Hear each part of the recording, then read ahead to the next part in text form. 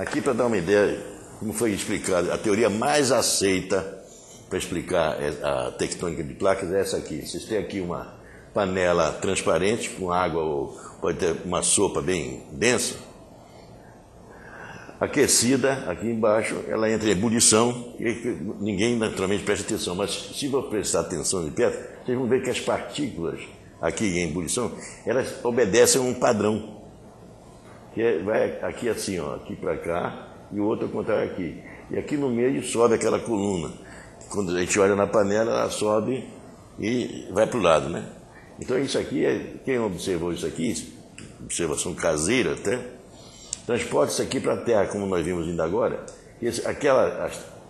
Manto está aqui representado, aquela parte de 2.800 quilômetros de rocha derretida. E se eu disse que a temperatura... Aqui, esse padrão, ele procede da seguinte forma. Quando a partícula de água ou da sopa chega aqui no fundo, ela é aquecida. Então, o que ela fica mais leve. Então, ela ficando mais leve, ela sobe. Quando ela chega lá na superfície, ela se resfria e torna a voltar. Aí ela desce, fica mais pesada, se resfria, fica mais pesada, desce, se aquece de novo, fica mais leve, sobe, se resfria, fica mais pesado, desce. Então, esse padrão fica repetitivo. Transportando isso para o interior da Terra, estou dizendo que isso é a teoria mais aceita, não estou dizendo que é definitivo. Como nós temos aquela variação que eu mostrei de 1.200 graus centígrados para 3.500 lá embaixo, então é a mesma coisa aqui. Se aqui uma partícula da rocha derretida chega aqui a 3.500 graus, ela fica mais leve. Então ela sobe, fica mais fria, esfria mais um pouco aqui e obedece o mesmo ciclo. Isso aqui é no interior da Terra, nós estamos lidando aqui. Claro está que aí que vem o problema, é a teoria mais assim, você lidando aqui com 2.800 quilômetros, para aceitar uma panela de 30, 40 centímetros de altura e dizer que isso aqui é a mesma coisa é meio complicado. Então ainda tem perguntas no ar para responder sobre essa teoria. Mas é mais aceita, é a que nós todos aceitamos atualmente. Então, aqui você vê, aqui essa corrente puxa para cá, essas correntes aqui são chamadas de correntes de convecção. Então elas estão aqui representadas também no interior, movimentadas. Vocês podem ver a direção das setas, essa puxa para cá. Aqui vocês vão imaginar que isso aqui seja a Terra e a África unidas, quando ainda unidas.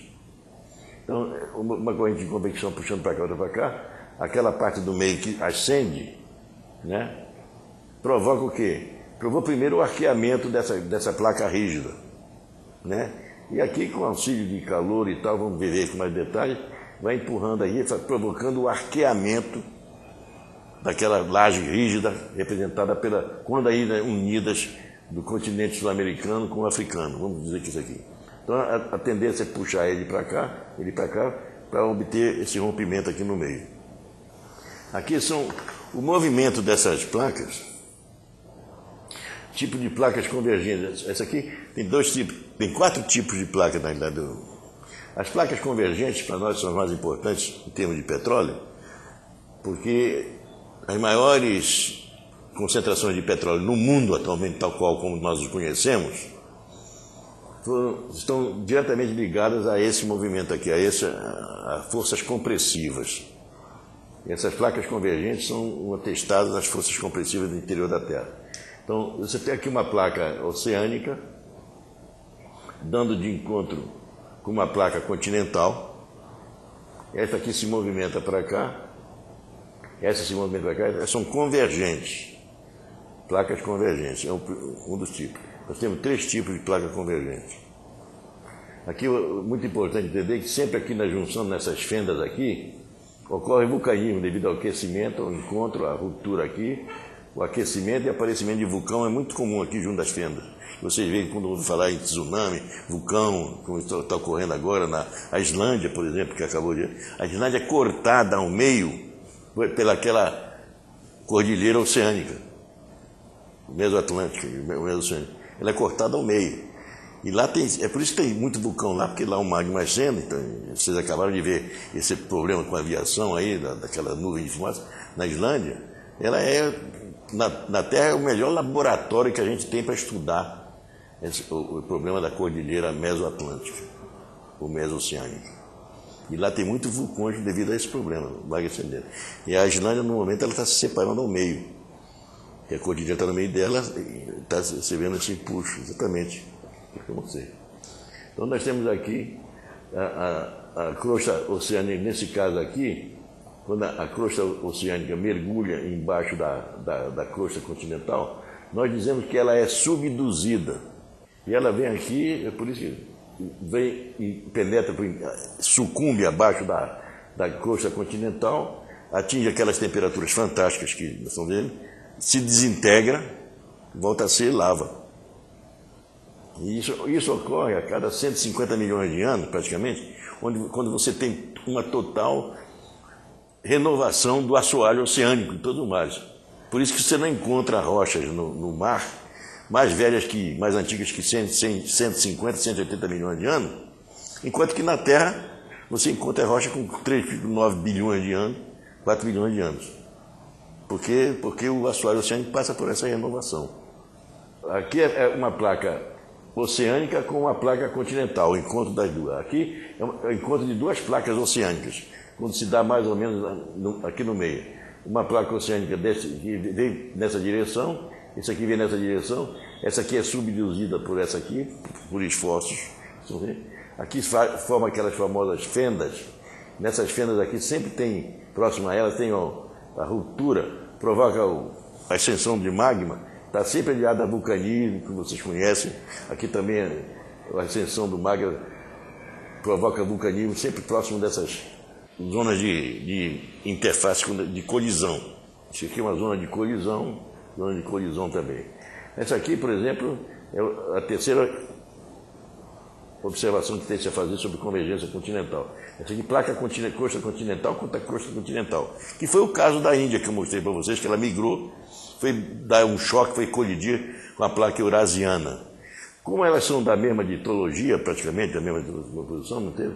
Então, uma mais menor delas é subduzida por essa aqui. Você vê que a placa oceânica que viajou na frente da placa continental, ela já afundou aqui, ó, a antiga crosta oceânica, e está se desintegrando lá embaixo.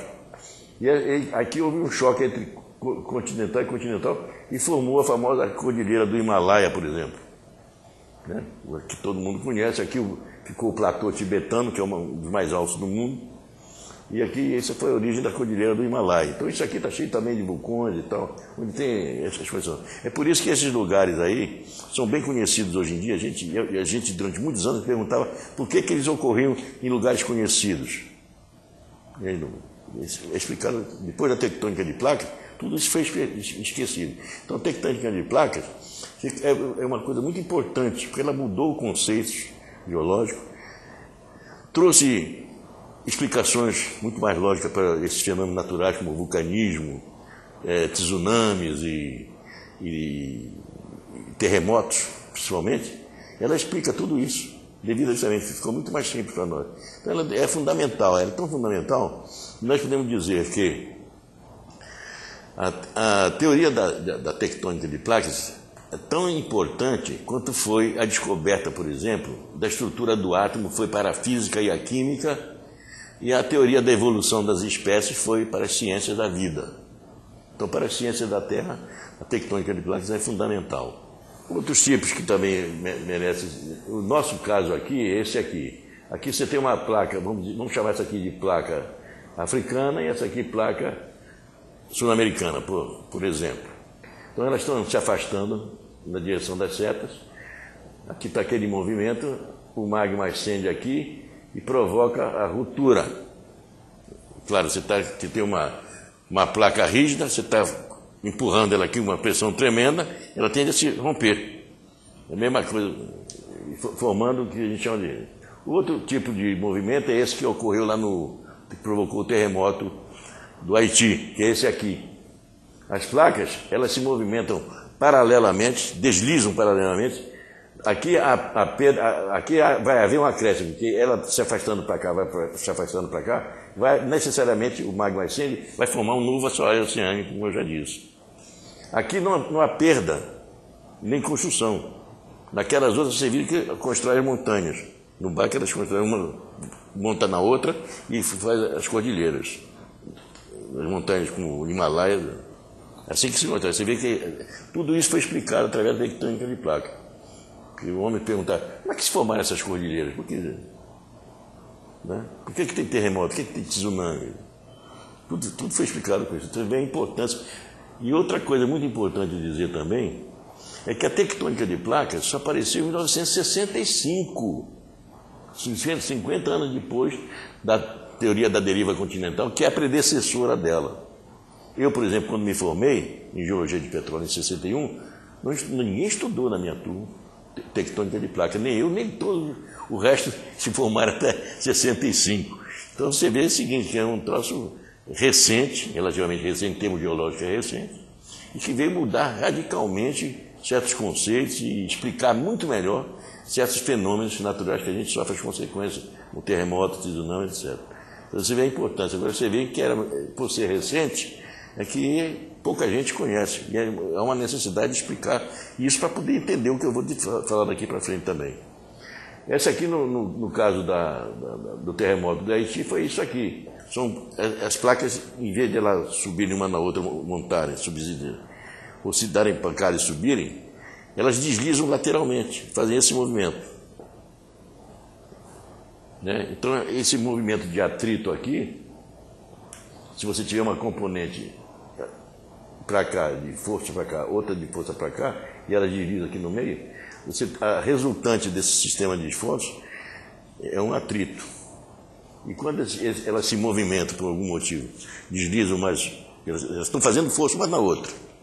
De repente desliza. Esse deslize, que pode ser da fração de segundo, 1 segundo, no caso do Haiti foi de 35 segundos, você imagina isso aí há 200, 300 anos fazendo força uma contra, de repente libera em 35 segundos essa fantástica acúmulo de energia que foi gerado nesse processo.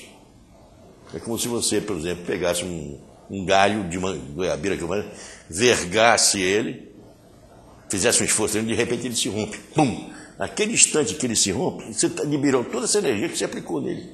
Aqui, para dar uma explicação melhor, de cima para baixo, você tem aqui o magma ascendendo, forçando o arqueamento daquela placa rígida representada pela junção da América do Sul com a África, provocando, subindo aqui, essa corrente de convecção vai para cá, essa vai para cá, então aqui sobe, ascende o magma, o aquecimento dele aproxima ainda mais, provoca o arqueamento, aqui fica mais fino, a placa rígida fica mais fina, claro que eu estou forçando ela para cima, e começa a se romper aqui, a provocar fissuras na crosta terrestre. Essa fissura aqui, principal, é o que se chama Rift Valley, Vale Rift. O rift nada mais é do que uma fissura na crosta terrestre provocada por esforços distensionais, que é esse de ir para um lado e ir para o outro. São distensionais. De convergência são esse aqui são de extensão. Então temos isso aqui. Aqui você vê o seguinte, no nosso caso aqui, a África, vamos supor que isso aqui seja a placa africana e a placa sul-americana. Conforme ele vai se abrindo aqui, vai forçando, esse aqui está puxando para cá, a corrente de convecção puxa para cá, essa puxa para cá, ele vai se abrindo aqui, e aqui o magma vai ascendendo, atinge o fundo, e vai construindo uma nova placa oceânica. Note bem, é por isso que... E continua o afastamento.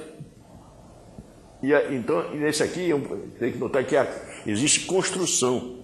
Ele está construindo um novo fundo oceânico. Ele aqui está desse tamanho, ele aqui está praticamente começando, aqui já está desse tamanho, aqui já está bem mais largo, e aqui já é, vamos dizer, hoje em dia, nos tempos atuais, tudo isso aqui foi acrescido, que é o fundo do assoalho oceânico que nós conhecemos entre o Brasil e a África, por exemplo, entre a América do Sul e a África, né? Para vocês verem isso aqui. E aqueles nossos vales que estavam lá, daquela quebradeira aqui, vão se afastando. Então aqui, estou representado por esses pequenos triângulos aqui, são os fundos dos vales com os sedimentos que foram depositados nele.